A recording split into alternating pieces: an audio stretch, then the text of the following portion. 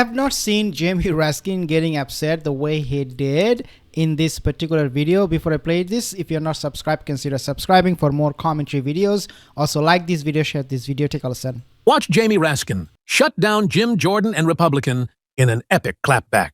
Jim Jordan of Ohio. Thank you, Mr. Chairman. And the chairman was exactly right in his opening statement. On day one of the Biden administration, they made three decisions. They said, we're no longer going to build the wall. We're no longer going to have remain in Mexico. And when you get to our border, you will not be detained. You will be released. And guess what? Everybody came. It was deliberate. It was intentional. It was premeditated. They did it to the country. And now it's time to fix that, as the chairman pointed out. I mean, think about it. What they said was no wait, no wall, no detention. Everybody came. And we shouldn't be surprised. Who wouldn't want to come to the greatest country ever? But you got to do it legally. That's the problem. And so yesterday, the president started what the American people said to do on November 5th. He started with those 11 executive orders that the chairman talked about. And this hearing is to highlight what took place over the last 4 years and what we have to do to fix the problem the American people elected us to fix. So I appreciate the good work our chairman has done over these last several years. Good work he did on HR 2, the work he's doing with this key subcommittee on this key issue. This is critically important. And our job, one of our jobs, this is reconciliation, we Republicans understand this, is to make sure we have the funds available to execute and get accomplished the executive orders the administration, the president put in place over the last 24 hours. So that's our task, and I appreciate, again, the work of this committee, our staff, and our great chairman of this key subcommittee. With that, I yield back. Chair now recognizes the ranking member of the House Judiciary Committee, Mr. Jamie Raskin of Maryland, for an opening statement. Thank you, Mr. Chairman. The chairman began by saying the point here is to restore the rule of law. Restore the rule of law. Can you even pretend to do that if you stand by and support Donald Trump, who on day one, as the chairman of the committee just said, day one of his presidency, pardoned 1,500 insurrectionists, including hundreds of people who violently assaulted and attacked American police officers? Let's just take one person who is free today, Julian Cater, who had been convicted after having every due process protection, the right to counsel, the right to cross-examine witnesses, the right to introduce evidence, but they had him completely. They knew exactly what happened. Most of this was videotaped so the whole world could see it. Well, Julian Cater repeatedly, violently assaulted our officer protecting us in Congress, Officer Brian Sicknick, who then proceeded to have several strokes and died on January the 7th, 2021, the next day. The family of Officer Sicknick is absolutely devastated and demolished by what's just happened. I invite any of my colleagues, including the members new to this committee who maybe weren't here on January 6th and didn't experience the trauma of that violent insurrection when we saw a mob marauding through here yelling, "Hang Mike Pence, hang Mike Pence," and looking to assassinate Nancy Pelosi. And also, now, guys, it is quite obvious if you take a look at the statistics that native-born American, they commit a lot of crimes. Okay, they commit majority of the crimes in the states. Donald Trump doesn't care about those things. Only thing he cares is the border. Protect the border. Yes, you have to protect the border, but you cannot just overlook a segment, a big segment of the society, a population who are committing crimes, and you're just focused on something that is not as big as that. This is why the Democrats don't like it. People like Jamie Raskin, that you are following a double standard when it comes to law and order and crime in the states. you have the temerity to come forward and say this is about public safety. How much safer are we now with these 1,500 criminals at large in Washington, D.C. and going out into the country? Are you vouching that these people are not going to be attacking any other police officers? Are you vouching that they are no longer a threat to public safety?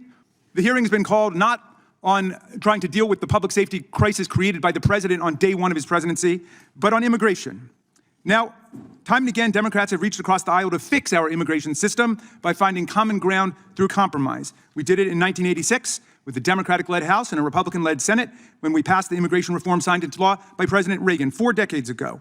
In 2013, under President Obama, Democrats worked with Senate Republicans on a sweeping immigration reform bill, only to have House Republicans kill it because it threatened Speaker Boehner's grip on power. Last year, under President Biden, Democrats worked with Republican Senator Lankford to produce a tough border security deal with increased border patrol, with increased border technology, with increased asylum judges at the border, but President Trump and House Republicans openly and aggressively tanked the deal. They sank the ship, openly rejecting a bipartisan border agreement hailed by the most conservative Republicans in the Senate because they preferred to have a security crisis to run on than an actual border solution. And yet, as Democrats, we stand ready again to work with our colleagues to fix the broken immigration system. Today, unlawful crossings at the border are much lower than they were when President Trump left office. We made progress. Now is the time for us to tackle the daunting task of finding compromise and pragmatic solutions to fix the system that has not been updated in decades, a system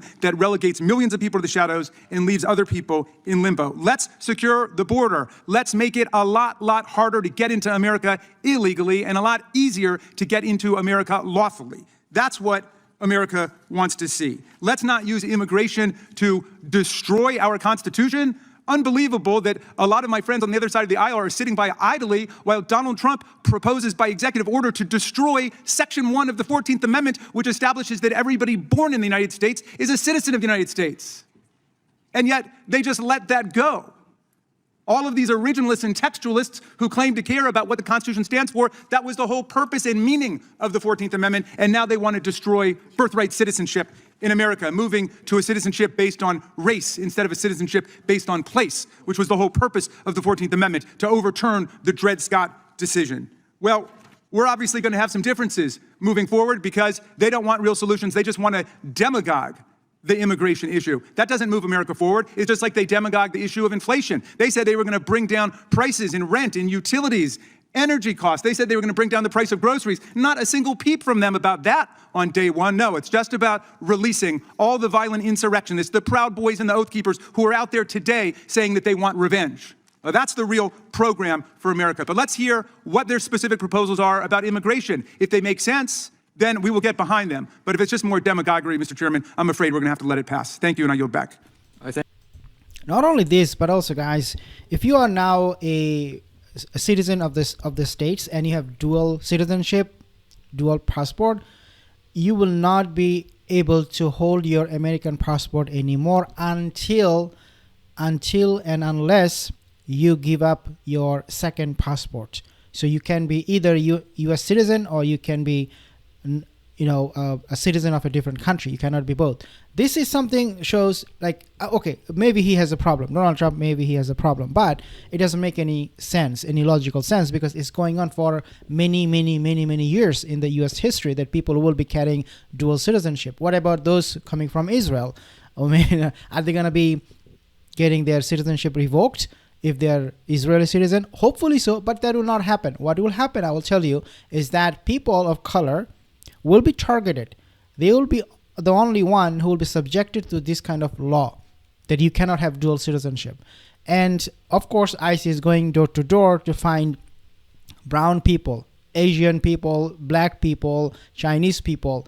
They don't really look for criminals. They look for color. If you have a color, then ICE will deport you. They will kick you out and they will harass you. They will even torture you, or even worse, kill you. Let me know, guys, in the comment section what you think. I'll see you in the next video.